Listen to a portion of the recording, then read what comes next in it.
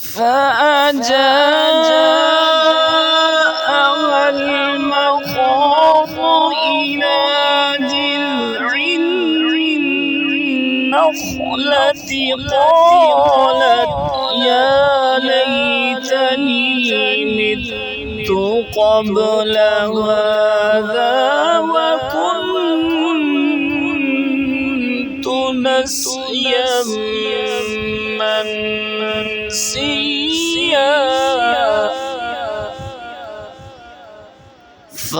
فناداها من تحتها